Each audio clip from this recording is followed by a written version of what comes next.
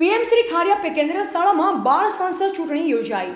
બનાસકાંઠા જિલ્લાના કાંકરેજ તાલુકાના ખારિયા ખાતે આવેલ પીએમ શ્રી કેન્દ્ર ખારિયા શાળામાં 2024 બાળ સંસદ ચૂંટણી યોજાઈ, જેમાં શાળા ધોરણ 5 થી 8ના તમામ વિદ્યાર્થીઓ તથા શિક્ષકોએ પોતાના મતાધિકારનો ઉપયોગ કરીને મતદાન કર્યું હતું।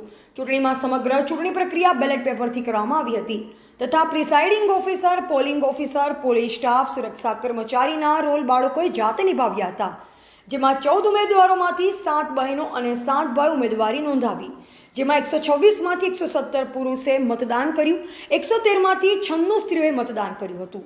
કુલ 213 વોટ મતદાન મતકુટીરમાં પડ્યા હતા। ત્યારબાદ મતગણતરીની પ્રક્રિયા હાથ ધરવામાં આવી હતી।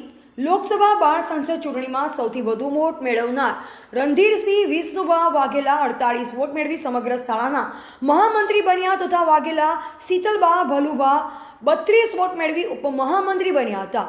બાળ સંસદ ચૂંટણીમાં વિજેતા ઉમેદવારને શાળા આચાર્ય પ્રહલાદભાઈ પ્રજાપતિ દ્વારા ટ્રોફી આપી સન્માનિત કરાયા હતા। રિપોર્ટર કનોજી ઠાકોર, કાંકરેજ, બનાસકાંઠા। નમસ્કાર।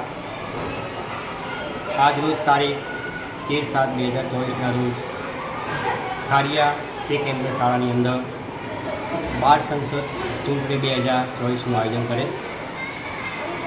જેમાં વિદ્યાર્થીઓએ ઉત્સાહપૂર્વક લગભગ 14 જેટલા ઉમેદવારોએ ભાગ લીધો। 14 ઉમેદવારોએ શરૂઆતથી સરસ પ્રચાર કરી પોતાના તરફથી વાતાવરણ ઊભું કરવાનો પ્રયત્ન કર્યો। ઉમેદવારી ફોર્મ ભરવામાં આવ્યું, ત્યાર પછી તેની ચકાસણી કરવામાં આવી, ત્યાર પછી દરેકને ચૂંટણી ચિહ્ન ફાળવવામાં આવ્યા। ત્યારબાદ પ્રચાર પણ પ્રાર્થના સભામાં કરવામાં આવ્યો।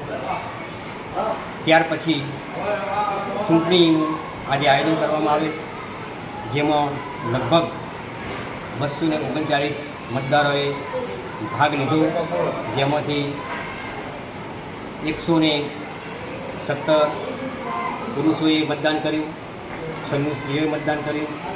આમ કરીને કુલ લગભગ 89% જેટલા મતદારોએ મતદાન કરી આ મતદાનના પર્વમાં ઉત્સાહભેર ભાગ લીધો।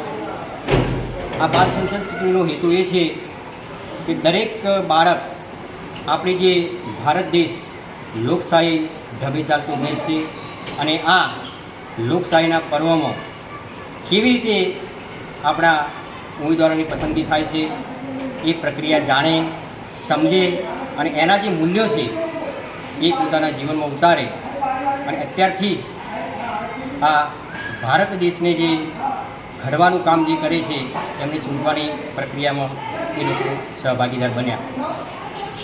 સૌથી વધારે 48 વર્ષ સાથે ધોરણ 8 બનો વિદ્યાર્થી વાઘેલા રણધીરસિંહ વિષ્ણુભા વિજેતા જાહેર થયો।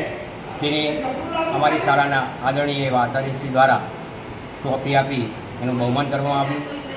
હવે પછી દરેક આ જે ઉમેદવારો ઊભા હતા એમના દરેકની ખાતાની વહેંચણી કરવામાં આવશે, જે આગામી સમયમાં એક મિટિંગ ગોઠવવામાં આવશે। દરેક ખાતાના મંત્રીઓ નિમવામાં આવશે, જેમ કે પ્રાર્થના સમિતિ છે, સફાઈ સમિતિ છે, મધ્યાહન ભોજન સમિતિ છે, પાણી સમિતિ છે, રમતગમત સમિતિ છે, પુસ્તકાલય સમિતિ છે, શાળા વ્યવસ્થાપન સમિતિ છે, ત્યાર પછી શાળા સલામતી છે કે શિક્ષણને લગતા જે કંઈ સમિતિઓ બનાવવાની જરૂર છે તે બનાવીને દરેક સમિતિમાં એક મંત્રી નિમવાના છીએ। તેમની સાથે સાથે એક સહમંત્રી આવશે, તેમની સાથે 3 માર્ગદર્શક સભ્ય પણ મૂકવામાં આવશે અને આ બધાની પર 2 શિક્ષક માર્ગદર્શક તરીકે મૂકવામાં આવશે અને આ સમગ્ર કમિટીનું જે હેન્ડલિંગ કરશે એ અમારી શાળાના આચાર્ય શ્રી પ્રહલાદભાઈ પ્રજાપતિ કરશે। ખરેખર આજનો માહોલ એક ચૂંટણીમય માહોલ હતો। બધા જ વિદ્યાર્થીઓને તેમજ સ્ટાફ મિત્રોને ખૂબ જ આનંદ આવ્યો, ખૂબ જ મજા આવી અને આ પર્વનો આનંદ ઉઠાવ્યો। બસ એ જ અસ્તુ। ભારત માતા કી જય।